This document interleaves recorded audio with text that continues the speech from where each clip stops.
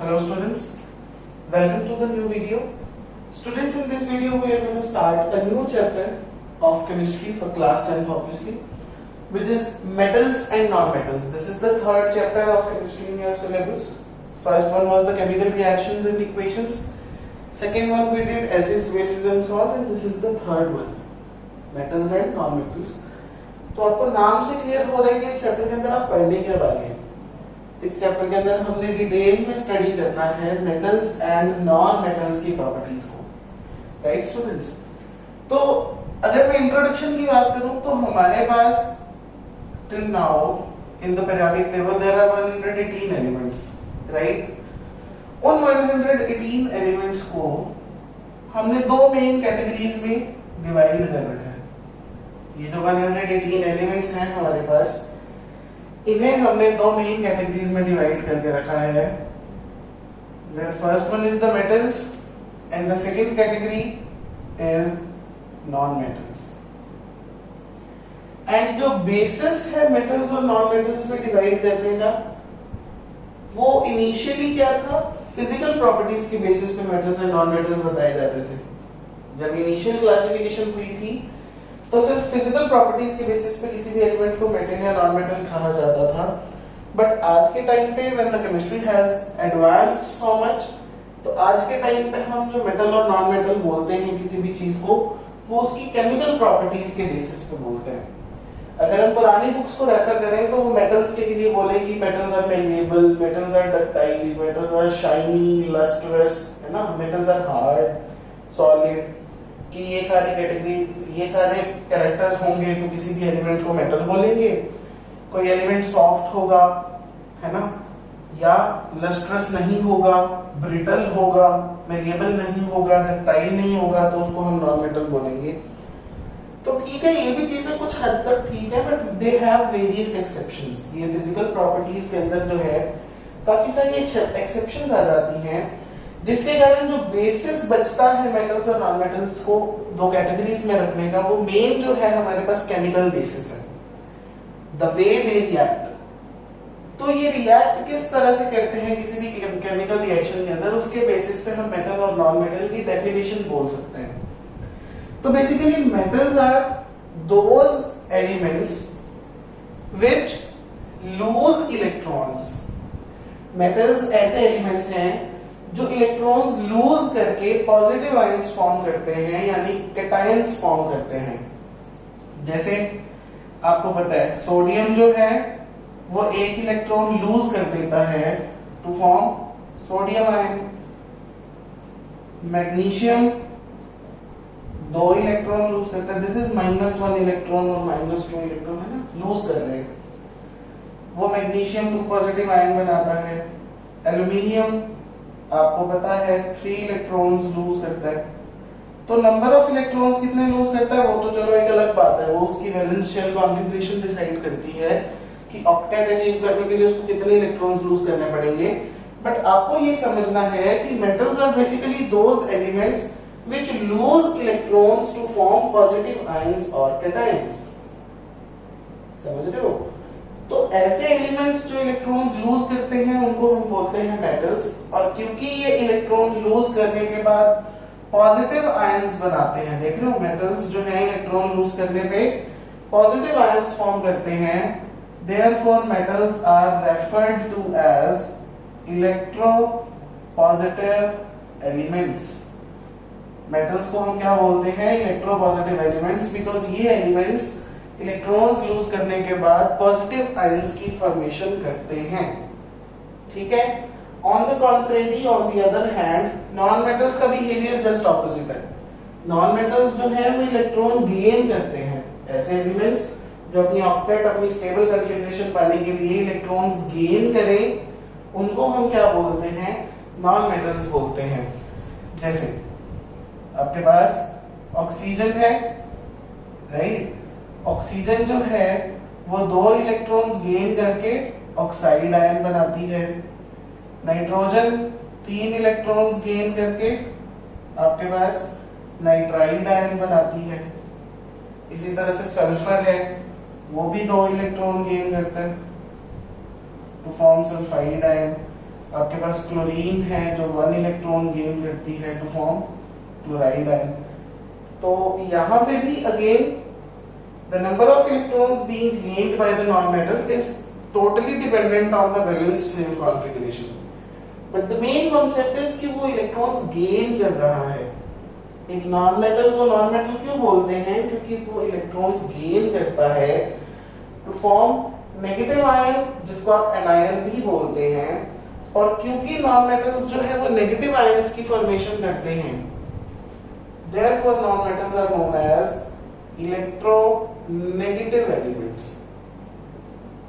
इनको हम क्या बोलेंगे? Electronegative elements. तो इलेक्ट्रोपॉजिटिव और इलेक्ट्रोनेगेटिव में आपको फर्क समझ में आया? ऐसे एलिमेंट्स जो इलेक्ट्रॉन लूज कर दें टू फॉर्म पॉजिटिव आयंस, यानी बेसिकली हमारे पास जो मेटल्स हैं उनको हम इलेक्ट्रोपॉजिटिव एलिमेंट्स बोलते हैं। वहीं दूसरी तरफ ऐसे एलिमेंट्स जो इलेक्ट्रॉन्स गेन करके नेगेटिव आयंस बनाए, एनायंस बनाए, उनको हम नॉन मेटल्स बोलते हैं और उनको हम इलेक्ट्रोनेगेटिव एलिमेंट्स बोलते हैं। तो this is the basis of division. आजकल आज हम मेटल्स और नॉन मेटल्स जो है वो इस बेसिस पे डिसाइड करते हैं। अब इसके बाद बात आती है मेटलॉइड्स के बारे में। ये तो थी दो मेन कैटेगरीज, बट हमारे पास कुछ ऐसे भी एलिमेंट्स हैं इन 118 एलिमेंट्स में से जो कभी कभी तो इलेक्ट्रोपॉजिटिव नेचर शो करने लगते हैं और कभी कभी इलेक्ट्रोनेगेटिव नेचर शो करने लगते हैं, depending upon the reaction conditions. वो अपना नेचर भी फ्लिप करते हैं, वो अपनी नेचर भी क्या करते हैं? चेंज करते हैं। ऐसे एलिमेंट्स जिनका बिहेवियर मेटल्स और नॉन मेटल्स के बीच में हो, ना तो कंप्लीट मेटल्स हैं ना ही कंप्लीट नॉन मेटल्स हैं, ऐसे एलिमेंट्स को हम बोलते हैं मेटलॉइड्स। ठीक है, तो आज हमारे पास बहुत थोड़े से मेटलॉइड्स हैं। तो मेटलॉइड्स की एग्जांपल्स आप 9th क्लास में भी पढ़ के आते हैं। जर्मेनियम है, सिलिकम है, एंटीमनी है, टेल्यूरियम है, राइट? तो आर्सेनिक है। तो आपके पास ये जो है नॉन मेटल्स है, बोरोन है, सॉरी मेटलॉइड्स है। तो ये क्या है? बेसिकली ऐसे एलिमेंट्स जिनकी जो प्रॉपर्टीज हैं वो मेटल्स और नॉन मेटल्स के बीच की है। GE is germanium, silicon, antimony, tellurium, arsenic and boron. तो हमारे पास ये कुछ मेटलॉइड्स हैं। तो मेटलॉइड्स के एग्जांपल्स काफी बार पूछी जाती हैं या मेटलॉइड्स की डेफिनेशन पूछ ली जाती है। तो those elements whose properties are in between of metals and non-metals who are not purely metals and they are not purely non-metals as well। ठीक है, तो ये तो थी इंट्रोडक्शन कि इस चैप्टर के अंदर हमने पढ़ना है मेटल्स एंड नॉन मेटल्स के बारे में। तो मेटल किसको बोलेंगे, नॉन मेटल्स किसको बोलेंगे। तो स्टूडेंट्स, मेटल्स और नॉन मेटल्स चैप्टर को एक अलग से हेडिंग देने की क्यों जरूरत पड़ी? क्योंकि मेटल्स और नॉन मेटल्स हमारी लाइफ का एक बहुत ज्यादा इंपॉर्टेंट हिस्सा है, राइट? चाहे आप अपनी आसपास देख लो, चाहे आप ह्यूमन बॉडी को देख लो। ह्यूमन बॉडी की अगर मैं बात करूं तो ह्यूमन बॉडी में भी यू ऑलरेडी नो कि there are several kinds of metals and non metals, carbon, hydrogen, oxygen, nitrogen, है ना? फिर सोडियम आयंस हैं, पोटेशियम आयंस हैं, कैल्शियम आयंस हैं, आयरन है आपके हीमोग्लोबिन के अंदर। इसके अलावा भी आपकी बॉडी के अंदर देख लो कितने सारे जो एलिमेंट्स हैं वो आपकी बॉडी कॉन्स्टिट्यूट कर रहे हैं। कितने सारे एलिमेंट्स हैं जिनकी जरूरत है आपकी बॉडी को। आयोडीन कितना जरूरी है हमारे लिए for the proper functioning of thyroid glands. तो metals and non metals both are a part and parcel of our life. ये हमारी बॉडी का एक इनसेपरेबल पार्ट है। हम इसको डिनाई नहीं कर सकते इस फैक्ट को कि मेटल्स और नॉन मेटल्स की स्टडी के बिना human life would not have been possible, right? तो आज हमने जो मेटल्स और नॉन मेटल्स के बारे में पढ़ना है, तो आज हम सबसे पहले स्टार्ट करने जा रहे हैं मेटल्स और नॉन मेटल्स की फिजिकल प्रॉपर्टीज। सबसे पहले हम क्या करेंगे? मेटल्स एंड नॉन मेटल्स की फिजिकल प्रॉपर्टीज। तो मैं कंपैरेटिव अकाउंट ही डिस्कस करूंगा जिसकी वजह से आपको मेटल्स और नॉन मेटल्स की जो फिजिकल प्रॉपर्टीज हैं उनको याद रखने में आसानी रहेगी। कंपैरेटिव स्टडी करते हैं metals and non metals. So first of all physical properties study कर रहे हैं, केमिकल प्रॉपर्टीज अभी हम नेक्स्ट लेक्चर्स में टेकअप करेंगे। तो मेटल्स के अंदर और नॉन मेटल्स के अंदर जो पहली फिजिकल प्रॉपर्टी मैं डिस्कस करने जा रहा हूं वो है हार्डनेस। इधर कॉलम में, फर्स्ट कॉलम में मैं प्रॉपर्टीज लिख रहा हूं, हार्डनेस।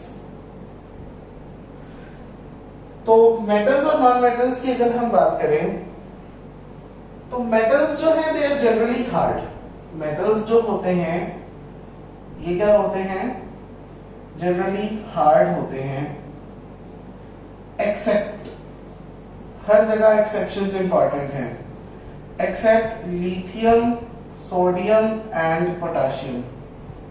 लिथियम, सोडियम और पोटेशियम ये तीनों ही मेटल्स जो हैं ये काफी सॉफ्ट मेटल्स हैं। इनको आप नाइफ की हेल्प से कट कर सकते हैं। लेबोरेटरी में अगर आपने कभी ये मेटल्स देखे हों तो इनको हम नाइफ की हेल्प से या इवन सिंपली नेल की हेल्प से जो है थोड़ा सा हम टियर कर सकते हैं। पूरे ब्लॉक में से थोड़ा सा आप उसको पार्ट जो है पिंच ऑफ कर सकते हो, क्योंकि वो काफी सॉफ्ट होते हैं। नॉन मेटल्स में अगर मैं बात करूं तो non metals are generally soft, opposite है। बट यहां पे भी अगेन एक्सेप्शन है। एक्सेप्शन किसकी है, diamond. Diamond is actually an allotropic form of carbon. Diamond क्या है, कार्बन की एलोट्रॉपिक फॉर्म है। कार्बन की एलोट्रॉपिक फॉर्म होने का क्या मतलब है, कार्बन हमारी नेचर के अंदर काफी सारी फॉर्म्स में एग्जिस्ट करता है, ठीक है, अलग अलग स्ट्रक्चर्स की फॉर्म में एग्जिस्ट करता है, जिसमें से एक जो है वो डायमंड है। तो diamond is the hardest substance known to us so far. तो क्योंकि है तो वो नॉन मेटल ही ना, तो देयरफॉर एक्सेप्शन आ जाएगी नॉन मेटल्स में कि नॉन मेटल्स में भी हार्डनेस होती है, for example in case of diamond. फिर अगर मैं बात करूं लस्टर या बेसिकली जो शाइन होती है, तो metals are generally lustrous. Metals जो होते हैं आप अपनी जनरल लाइफ में देखते हैं, गोल्ड, सिल्वर, प्लैटिनम, उसके अलावा कॉपर है, ब्रास है, ये सारे जो मेटल्स हैं, एल्युमिनियम है, जिंक है, शाइनिंग मेटल्स हैं। इनके अंदर क्या होती है, शाइन होती है। नो डाउट मेटल्स की कोरोजन हो जाती है विद टाइम, कुछ कुछ मेटल्स की, जैसे आप पढ़ते हो आयरन की कोरोजन हो जाती है ना। मैग्नीशियम के ऊपर उसकी ऑक्साइड की लेयर डिपॉजिट हो जाती है, एल्युमिनियम के ऊपर भी जो व्हाइट कलर की लेयर डिपॉजिट हो जाती है। बट आप उसको अगर फिर से रब करोगे सैंड पेपर के साथ तो नीचे से वही शाइन जो है वो आपको अगेन दिखेगी। तो मेटल्स आर जनरली लस्ट्रस। यहां पे भी हमारे पास एक्सेप्शन है। एक्सेप्शन किसकी है, सोडियम की। सोडियम जो है वो एक नॉन लस्ट्रस मेटल है, सोडियम की शाइन नहीं होती। जनरली बुक्स सोडियम लिखती है, बट इसके साथ साथ लिथियम और पोटेशियम की भी शाइन नहीं होती। ये तीनों ही मेटल्स जो हैं ये नॉन लस्ट्रस हैं, but the most appropriate option is always sodium, क्योंकि बुक्स सोडियम लिखती है। देखने में सोडियम और पोटेशियम की शाइन भी बहुत कम होती है, पोटेशियम की फिर थोड़ी बहुत होती है, लिथियम की तो बिल्कुल ही नहीं होती। इसके बाद अगर मैं नॉन मेटल्स के अंदर लस्टर की बात करूं तो non metals are non lustrous, generally non lustrous except iodine crystals. यहां पे एक्सेप्शन किसकी है, आयोडीन क्रिस्टल्स। आयोडीन क्रिस्टल्स जो हैं हमारे पास वायलेट कलर के क्रिस्टल्स होते हैं लेबोरेटरी के अंदर। तो आयोडीन सॉल्यूशन के जो क्रिस्टल्स हैं बहुत शाइनिंग ब्राउन कलर के क्रिस्टल्स होते हैं, राइट। तो इसके बाद अगर मैं नेक्स्ट प्रॉपर्टी लेना चाहूं तो वो मैं ले रहा हूं मैलिएबिलिटी। तो मैलिएबिलिटी आप छोटी क्लासेस से पढ़ते आ रहे हैं। The property due to which और due to the virtue of which a metal can be beaten into thin sheets. वो प्रॉपर्टी जिसके कारण आप एक मेटल को हैमर से बीट कर करके थिन शीट्स के अंदर कन्वर्ट कर पाते हैं, that is known as the property of malleability, right. तो मेटल्स जो हैं वो malleable होते हैं, yes they are malleable, and non-metals are totally non-malleable. Non-metals malleable नहीं है, ठीक है। हमने लिखा था ना जनरली सॉफ्ट, यहाँ पे आप साथ में ब्रिटल लिख सकते हैं, इसको हम क्या बोल देते हैं, ब्रिटल है, हार्ड नहीं है, ब्रिटल है, इनको हिट करेंगे इनका पाउडर बन जाता है, ठीक है। तो क्योंकि हिट करने पे पाउडर ही बन जाता है, ब्रिटल है, तो देयरफॉर वो नॉन मेलिएबल है, क्योंकि they can not be beaten into thin sheets. फिर नेक्स्ट अगर मैं बात करूं डक्टिलिटी की, ductility is the property due to which metals can be stretched. Metals को हम स्ट्रेच कर करके लॉन्ग वायर्स के अंदर कन्वर्ट करते हैं। तो डक्टिलिटी की अगर हम बात करें, metals are definitely ductile and non metals are non ductile, क्योंकि अगेन दे आर ब्रिटल, इनके साथ कुछ भी करेंगे तो ये पाउडर में कन्वर्ट हो जाता है, तो दे आर नॉन डक्टाइल। अब मेलिएबिलिटी और डक्टिलिटी प्रॉपर्टी होने के कारण मेटल्स की हमारी डेली लाइफ में बहुत सारी एप्लीकेशंस हैं। आप एल्युमिनियम फॉयल में अपना खाना रैप करते हैं, वो कैसे एल्युमिनियम फॉयल बनाया, एल्युमिनियम को बीट कर करके उसकी थिन शीट्स कन्वर्ट की। अब स्वीट्स के अंदर गोल्ड और सिल्वर का वर्क देखते हैं, वो इतनी थिन जो सिल्वर और गोल्ड का वर्क है वो कैसे बनाया गया, मेटल को बीट कर करके थिन शीट्स में कन्वर्ट किया गया, ठीक है। इसके अलावा अगर मैं बात करूं, आपके घर में जो कॉपर और एल्युमिनियम की वायरिंग यूज होती है, वो क्यों यूज होती है, क्योंकि दे आर डक्टाइल। मेटल्स की ही वायरिंग क्यों यूज होती है, क्योंकि दे आर डक्टाइल। तो हमारी डेली लाइफ में मेलिएबिलिटी और डक्टिलिटी दोनों की ही जो है काफी सारी एप्लीकेशंस हैं मेटल्स की। नेक्स्ट प्रॉपर्टी की अगर मैं बात करूं, तो let us talk about conduction of heat.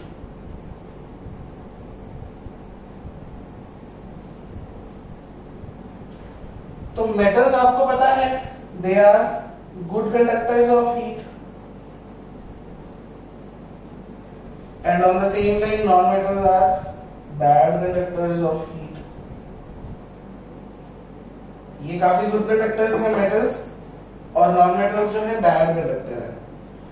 अब गुड कंडक्टर्स हैं तो सबसे अच्छा कंडक्टर जो है हीट का, बेस्ट कंडक्टर जो है वो है silver. Silver is the best conductor of heat. Metals में भी अगर हम सबसे अच्छे कंडक्टर की बात करें तो इट इज सिल्वर।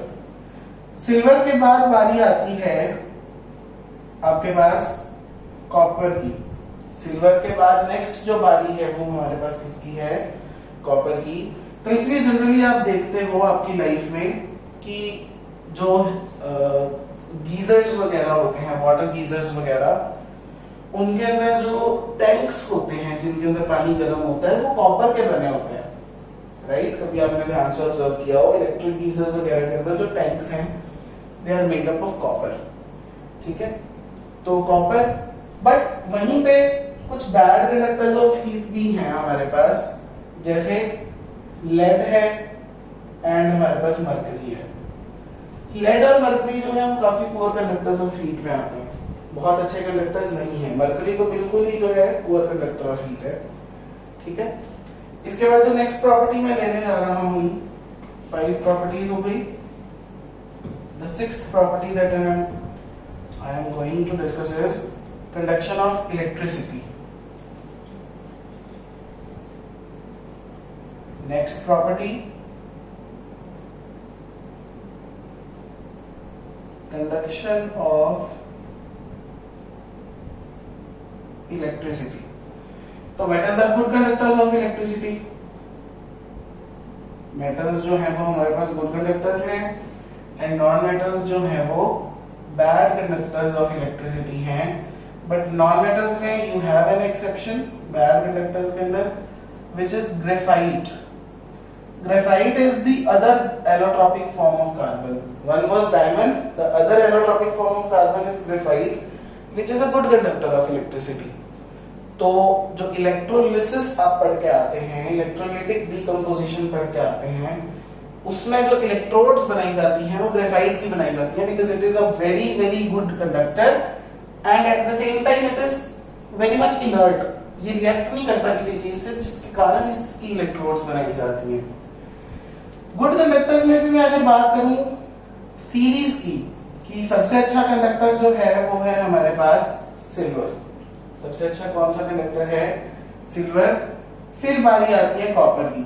इसलिए हमारे घर पे सिल्वर की वायर्स नहीं होती, कॉपर की होती है। होनी सिल्वर की चाहिए, बट बीइंग कॉस्टलियर तो सिल्वर की वायर्स नहीं बनाई जाती, कॉपर की बनाई जाती हैं। फिर बारी आती है एल्युमिनियम की। एंड द वर्स्ट, सबसे पुअर जो है वो है मरकरी। मरकरी तो सबसे गया गुजरा है both in heat and electricity, दोनों का ही ये जो है पुअर कंडक्टर है, right. Next, melting and boiling point.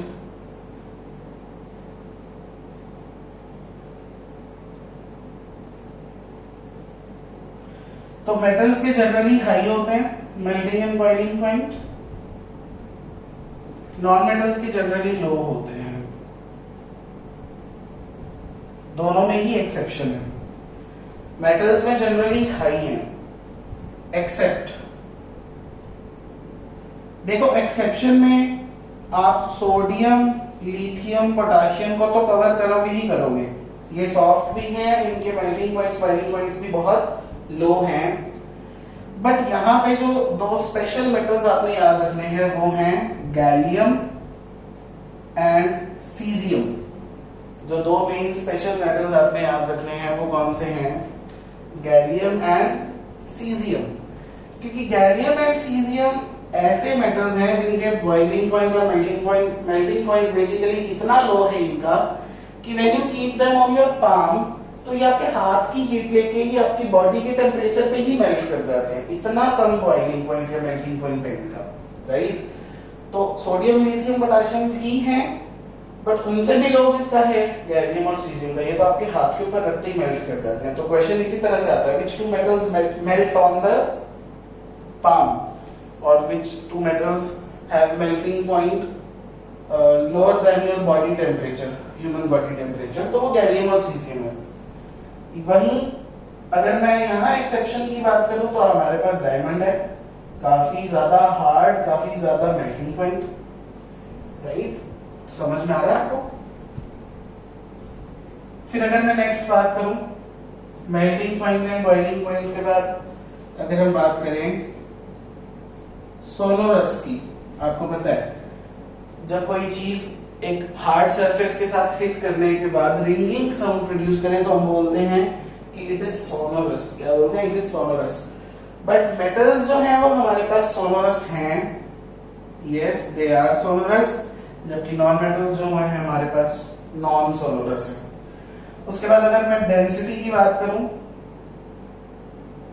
तो metals have generally high density, non metals have generally low density. यहां भी एक्सेप्शन है, ये जो सोडियम, लिथियम, पोटेशियम, ये जो सॉफ्ट मेटल्स है ना, इनकी कम डेंसिटी होती है, this is the exception.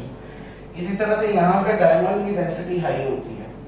Metal, non metals में डायमंड की डेंसिटी जो है वो कंपैरेटिवली बाकी नॉन मेटल्स के कंपैरिजन में हाई रहती है, राइट। इसके बाद अगर हम नेक्स्ट फिजिकल प्रॉपर्टी की बात करें,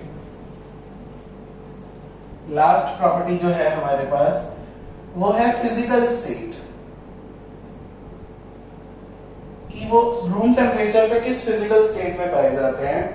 तो मेटल्स जो है वो जनरली सॉलिड स्टेट में पाए जाते हैं with an exception of mercury. आपको पता है mercury is the only metal which is found in the liquid state, बाकी सारे मेटल्स जो है रूम टेम्परेचर पे सॉलिड फॉर्म में है।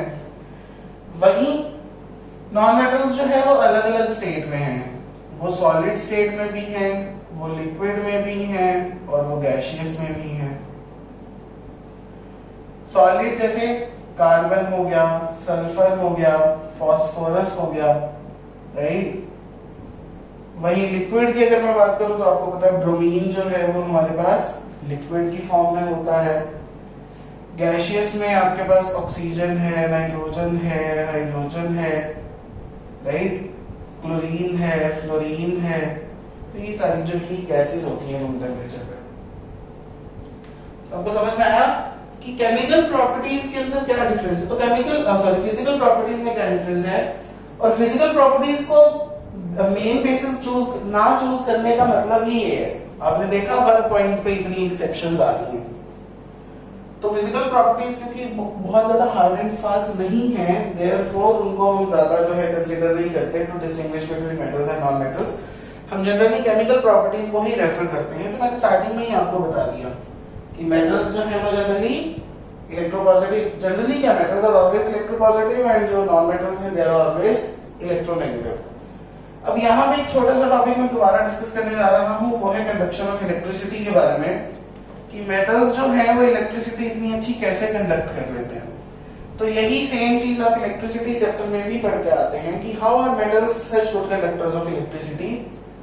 तो मेटल्स के केस में आपको बताया जाता है कि मेटल्स के केस में इलेक्ट्रॉन सी मॉडल जो है वो काम में आता है।